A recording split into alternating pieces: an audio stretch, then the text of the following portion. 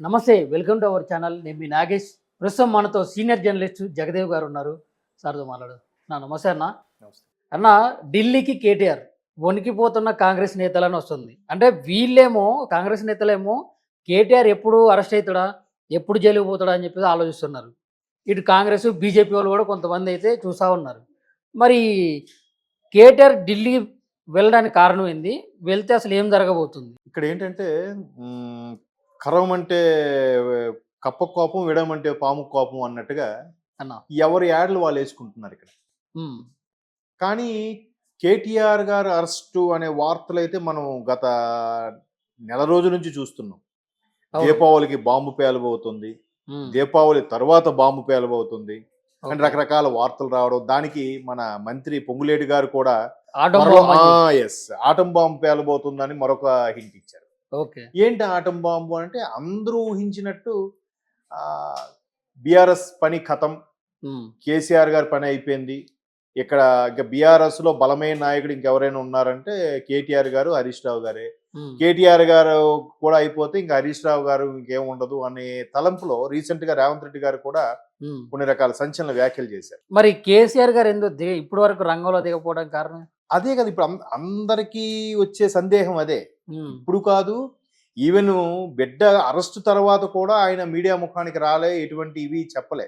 ఉమ్, but ఎన్నికల canvassing సందర్భంగా బయటకు వచ్చి ఒక 3-4 సార్లు క్యాన్వాసింగ్ తిరిగిన తర్వాత 5వ సారికి ఎప్పుడో ఒక సందర్భంలో ఓపెన్ అయ్యి మాట్లాడారు. ఉమ్, ఎక్కువగా ఫామ్ హౌస్కే పరిమితం అవుతున్నారన్నట్టు కూడా వార్తలు వస్తున్నాయి.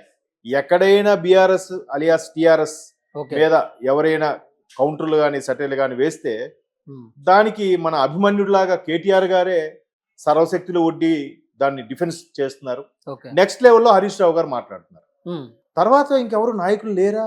ఉమ్, ఉన్నారు, చాలా మంది ఉన్నారు ఇంకా. కానీ వాళ్ళు ఎవరు మాట్లాడట్లేదు, వాళ్ళు ఎవరు ఇనిషియేట్ తీసుకోవట్లేదు, వారు ఎవరు ప్రెస్ మీట్లు పెట్టట్లేదు. ఉమ్. ఒకప్పుడు ప్రెస్ మీట్ అంటే ప్రతి ఒక్క మంత్రి గారు కూడా పెట్టేవారు, మాజీ మంత్రులు అయిన వీళ్ళందరూ కూడా అవునవును. మాట్లాడేవారు. అవును. ఇప్పుడు ఎవరు మాట్లాడట్లేదు. ఉమ్, ఎంతకని కేటీఆర్ గారు ఒక్కలే దాన్ని లాక్కొని వచ్చే పరిస్థితి ఉంటది. ఉమ్, ఆఖరికి కేటీఆర్ గారికి కూడా అర్థమైందేమో, మ్యాక్సిమం నన్ను వీళ్ళు అరెస్ట్ చేస్తే గానీ పడుకున్నట్టు లేరు, ఉమ్, ఖచ్చితంగా నన్ను అరెస్ట్ చేస్తారనే ఉద్దేశంతో ఒక ఉమ్. 3 days బ్యాక్ కేటీఆర్ గారు ఒక స్టేట్మెంట్ ఇచ్చారు. ఒకవేళ కేటీఆర్ అరెస్ట్ అయితే ఉమ్. ఇటు మన తండ్రి కేసీఆర్ దిగుతారా, లేకుంటే ఇక మొత్తానికి అంతమైపోయినట్టున్నా బీఆర్ఎస్? అట్లా ఎవరో చెప్పగలమండి. బీఆర్ఎస్ అనేది తెలంగాణ ఉద్యమ సాధన కోసం పుట్టిన పార్టీ. ఆ దిశగా వాళ్ళు అడుగులు చేశారు. ఒక్కసారి స్తబ్దుగా ఉండిపోయిన ఉద్యమాన్ని ఒక స్థాయికి తీసుకెళ్లారు. ఓకే. అఫ్ కోర్స్ కేసీఆర్ గారి నిరాహార దీక్ష అనేది ఒక్కసారి ఆయన కబంధ హస్తాల నుంచి జనాల్లోకి వెళ్ళిపోయింది, ఎస్పెషల్లీ స్టూడెంట్స్ చేతుల్లోకి వెళ్ళిపోయింది. ఓకే. వెళ్ళిపోయాక ఇంకెవరు ఆపడం వల్ల కాలేదు. సకల జనుల సమ్మెతో తారాస్థాయికి వెళ్ళిపోయింది. ఓకే. ఎంత స్థాయికి వెళ్ళిపోయిందంటే సెంట్రల్ ని కూడా షేక్ చేసే స్థాయికి వెళ్ళిపోయింది.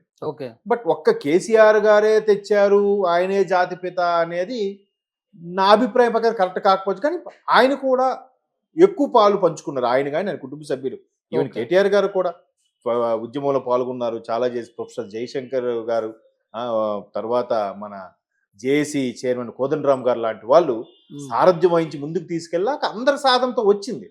కాకపోతే టీఆర్ఎస్ సాధన కోసం పుట్టిన పార్టీగా వీళ్ళు ఎన్నికల్లోకి వెళ్ళడం, ఆ విధంగా 2 సార్లు గవర్నమెంట్ ఫామ్ చేయడం, ఇప్పుడు ఒక్కొక్కటిగా గత 10 ఏళ్లలో ఏవేవి జరిగాయో అని ఒక్కొక్కటిగా తీస్తుంటే, ఓహో ఇన్ని జరిగాయా, ఇన్ని స్కాములు ఉన్నాయా, ఇక్కడ కూడా కొన్ని మతలబులు ఉన్నాయా అని ఒక్కొక్కటిగా బయటకు వస్తుంది. ఫస్ట్ వచ్చింది ఏంటి? Phone tapping. అవును. 7వ తేదీన రేవంత్ రెడ్డి గారు ప్రమాణ స్వీకారం చేస్తే 3వ తేదీ కౌంటింగ్ రోజు గెలుచుకున్నారని తెలియకుండా 4వ తేదీ ఉదయమే ఆ సీడీలన్నీ తగలబెట్టేశారంట ఆయన ఎవరు, ప్రణీత్ రావు గారు. ఓకే.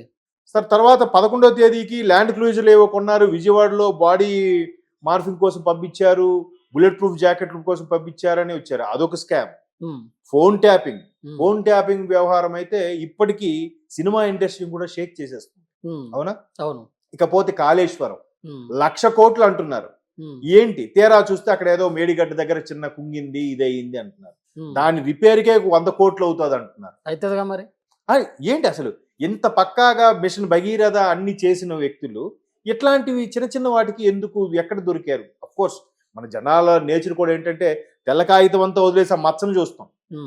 మిగతా అంతా తెల్లగా ఉంది కదా రావాయ్, అది తీసుకో అంటే అది వద్దు, ఆ మచ్చ ఎందుకు వచ్చింది అక్కడ హ్యూమన్ సైకాలజీ అది. అవును. సో దాన్ని పట్టుకున్నారు కాంగ్రెస్ వాళ్ళు. Um, and moreover last time KTR garu ఏదైతే ఫార్ములా 1 రేస్ సంబంధించి నెక్లెస్ రోడ్ లో అది రన్ చేశారో ఉమ్, అప్పుడు ఈయన ఒకడు నిజంగా ముఖ్యమంత్రి కాకపోయినా ముఖ్యమంత్రి తర్వాత నెక్స్ట్ ముఖ్యమంత్రి ఈయనేగా, ఆ ఉమ్, పవర్ అలా ఉండేది. ఉమ్, సో అక్కడ ఫైనాన్స్ సంబంధించి ఈయన ఐటీ మినిస్టర్ అండ్ మున్సిపల్ శాఖ ఉండేవాడు ఈయన. ఉమ్, సో దీనికి ఇక నిధులు డైవర్ట్ చేసేసి ఆ ఫార్ములా రేస్ కి 55 కోట్లు ఏదో వెచ్చించారట. అంటే నెక్స్ట్ గవర్నమెంట్ వచ్చినా మేమేదో అడ్జస్ట్ చేసుకుంటాం, ఆడిట్ జరిగినా కూడా చూపించుకోగలుగుతాం అనే కాన్ఫిడెన్స్ తో నడిచిపోయింది. ఓకే.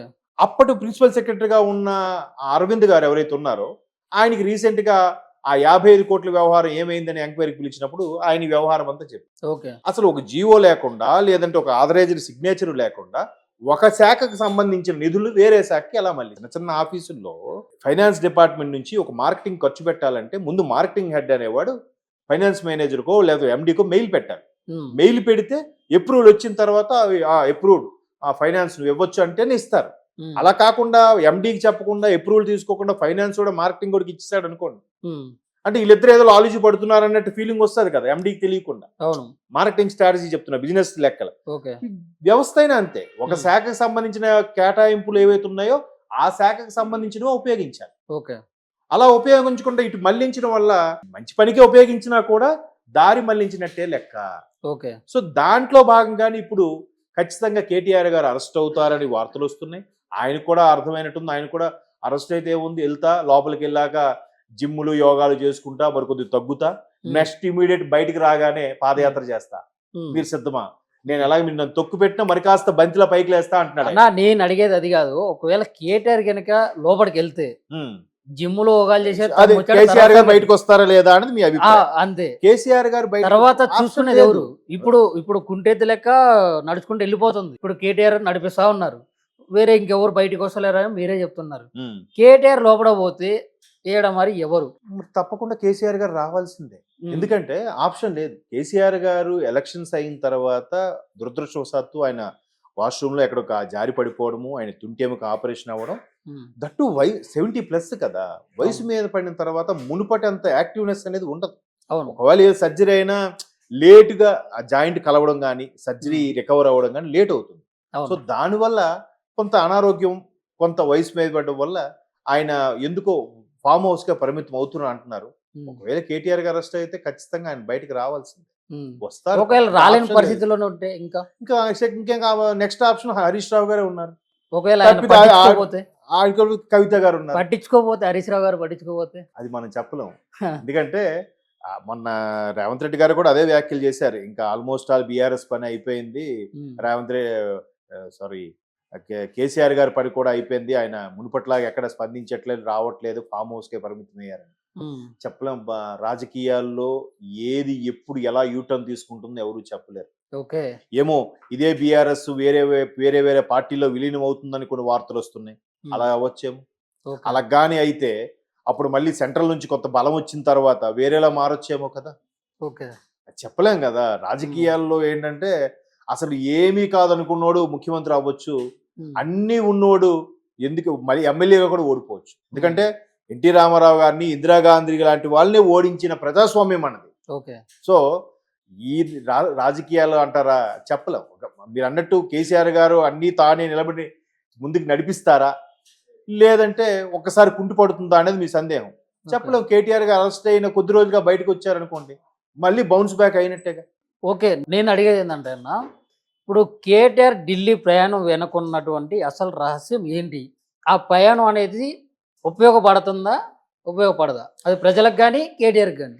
మేబీ నేను అనుకోవడం ఆయన ఒక రకమైన న్యాయ నిపుణుల సలహా కోసం వెళ్తున్నారేమో నా అభిప్రాయం. బట్ ఆయన ట్విట్టర్లో ట్వీట్ చేసింది ఏంటంటే, నేను వస్తున్నాను, కాంగ్రెస్ వాళ్ళందరికీ వణుకే, అమృత్ ఉంది కదా,